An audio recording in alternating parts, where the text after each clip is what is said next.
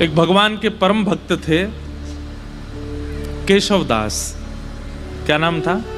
केशवदास। तो श्री केशवदास जी का ऐसा चरित्र है कि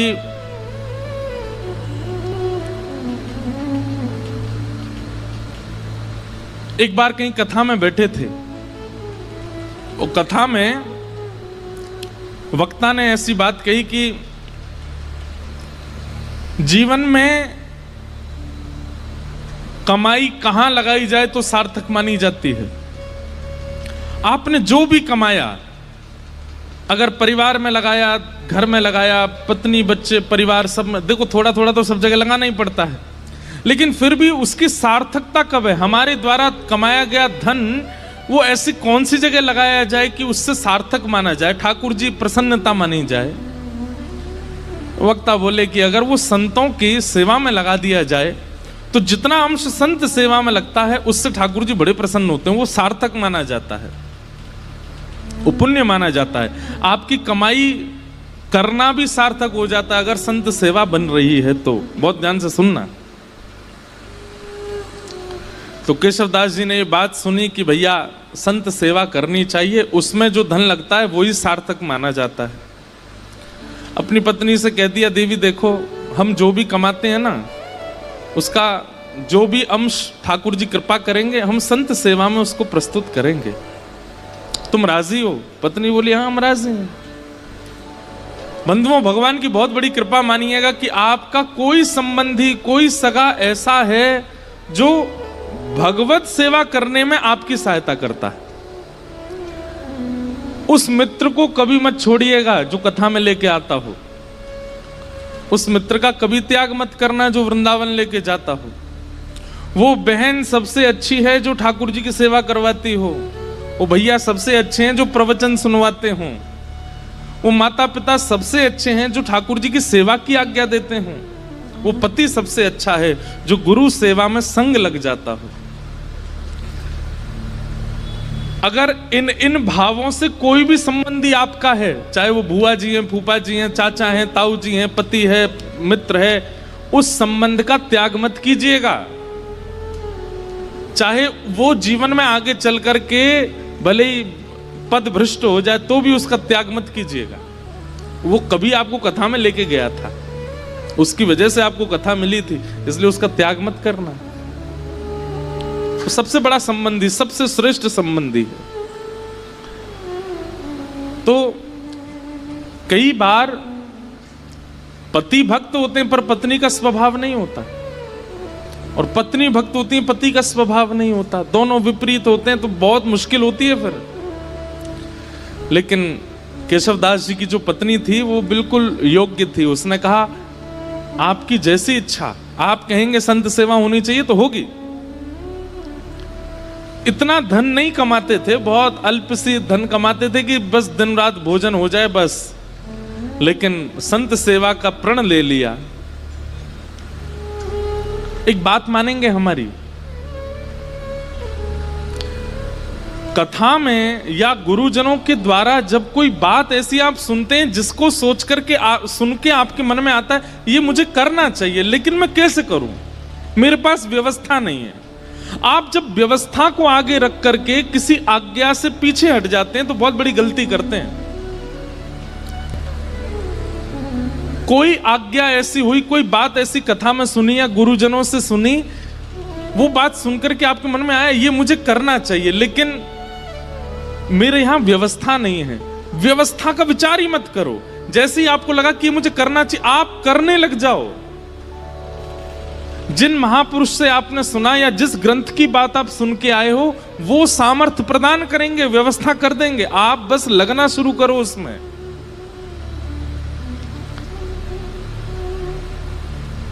छोटा सा बच्चा स्कूल जाता है और किताब के अक्षरों को देख करके रोने लग गया।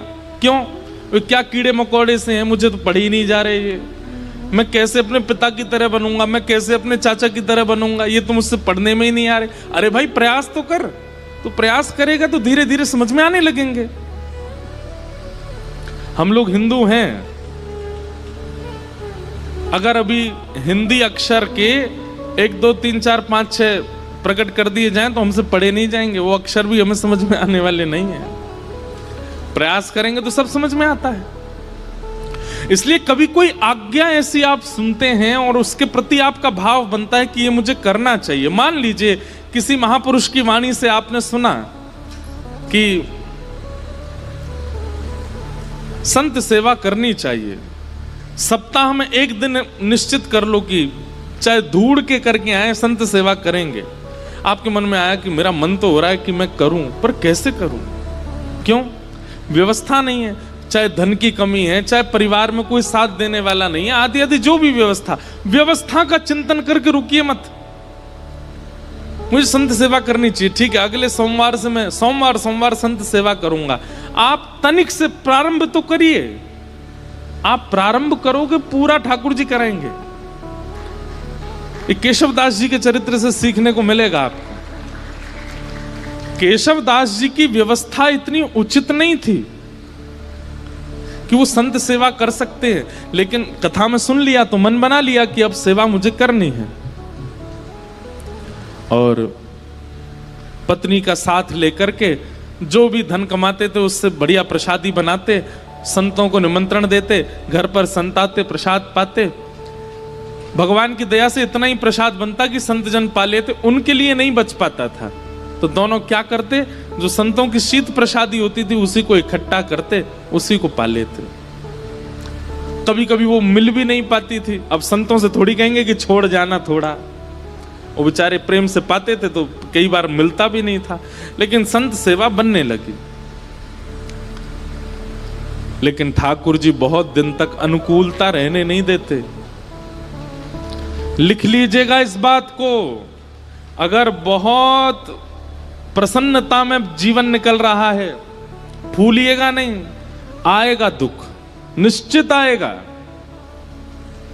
बहुत धन के साथ में अभिमान हो गया है कि मैं कुछ भी खरीद सकता हूं, मैं कुछ भी कर सकता हूं, मैं कुछ भी बना सकता हूं, मैं कहीं भी जा सकता हूं। एक दिन आएगा कहीं जाने लायक नहीं रहोगे।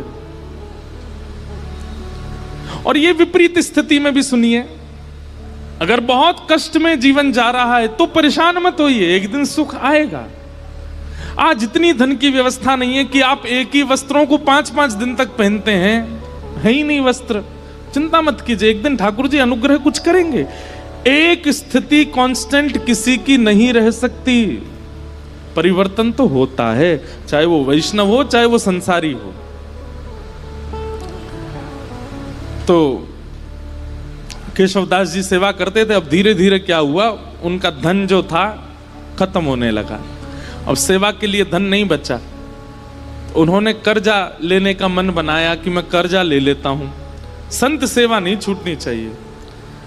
अब बेचारा कोई धनवान नहीं होता, सामान्य होता तो उसको कोई कर्जा भी नहीं देता। बाजार में निकल गए कर्जा लेने के लिए कि कोई हमें थोड़ी सी सेवा कर दो तो हम संत सेवा करेंगे। किसी ने भी उनको देने से मना कर दिया। लेकिन एक चतुर व्यापारी था, जब ये गए उसके पास, बोले आप जो कहेंगे हम ब्याज सहित आपको वापस कर देंगे, हमें थोड़ा सा धन दे दो, संत सेवा करनी है। तो व्यापारी ने कहा ठीक है हम दे देंगे तुमको धन, लेकिन बदले में हमको ब्याज सहित धन नहीं चाहिए, एक सेवा कर दो हमारी। ये तो नाचने लगे, बोले आप जो कहोगे सो करूंगा। क्या करना है पूछा नहीं। हम आप सब लोग होते तो पूछते, भाई हम जितना धन ले रहे हैं उसके समान ही मेहनत करेंगे। बोले आप धन दे दीजिए, मैं संत सेवा कर रहा हूं, उसके बाद आ जाऊंगा, आप जो कहोगे करने को तैयार हूं। धन दे दिया, संत सेवा हो गई। संत सेवा करने के बाद पत्नी से कह दिया देखो अब अगले 1 हफ्ते के लिए हमारे पास में खूब संपत्ति आ गई है, अब तुम चिंता मत करो, संतों की सेवा पर मैं किसी को कर्जा चुकाने जा रहा हूं। तो कर्जा कैसे चुकाओगे, आप धन तो है नहीं। बोले वो सेवा करनी है, उसी से चुक जाएगा। एक भला आदमी मिल गया, उसने कहा कि पैसा मत लौटाना, सेवा कर देना। केशवदास जी लौट करके गए उसके पास, बोले भैया बताइए क्या सेवा करनी है। आप कहें तो बर्तन मांज दूं, झाड़ू लगा दूं, पोंछा कर दूं, पुताई कर दूं, क्या करना है आप बताओ। बोले हमारी एक जमीन है, वहां पर कुआं खोदना है। कुआं खोदना है। कुआं खोदने का मतलब समझते हैं?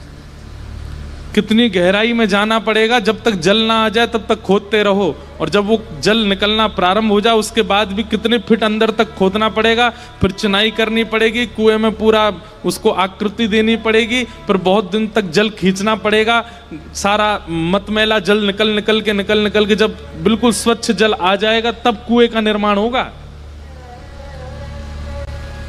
इतना तो धन भी नहीं लिया था उन्होंने जितना उनको सेवा दे दी, लेकिन प्रसन्न हो गए। जो आज्ञा, कहां जाना है बताइए। एक बार भी ये नहीं कहा कि आप ऐसी सेवा कैसे करा सकते हैं। पहुंच गए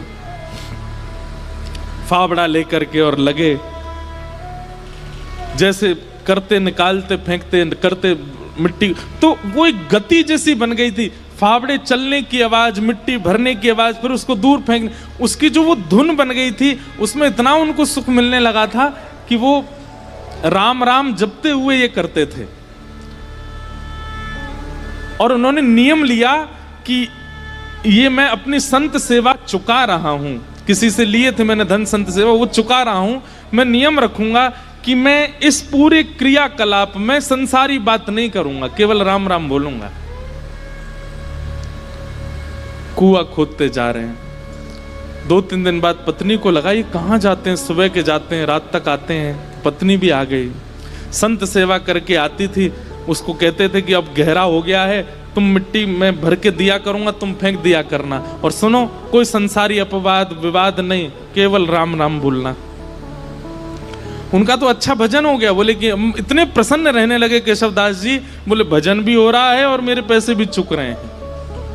वो व्यापारी बड़ा खुश कि हमारा तो इतना पैसा भी नहीं लगा जितना बड़ा काम हो रहा है। करते जा रहे हैं, पर कई बार बंधुओं भक्तों को अपना यश खुद नहीं बनाना पड़ता, ठाकुर जी उनका यश बनाते हैं। और कई बार यश दिलाने से पहले ठाकुर जी बहुत तगड़ी ठोकर देते हैं। कुएं में पानी का स्रोत आने लगा था, पानी नीचे से आने लगा था। बड़े प्रसन्न हो गए थे केशवदास जी कि अब जल आ गया है, वो जिन्होंने मुझे धन दिया उनकी सेवा पूरी हो रही है। लेकिन तभी जोर की हवा चली और बगल के मिट्टी जो गहराई में चले गए थे तो वो मिट्टी थोड़ी सी ढीली हो गई और वो पूरी नीचे आ गई, और जितना कुआं भरा था सब दोबारा भर गया और केशवदास जी अंदर ही दब गए उसमें। पत्नी दौड़ी दौड़ी इधर उधर भागी, अरे कोई बचाओ, मेरे पतिदेव अंदर गिर गए हैं, कोई बचा के लाओ।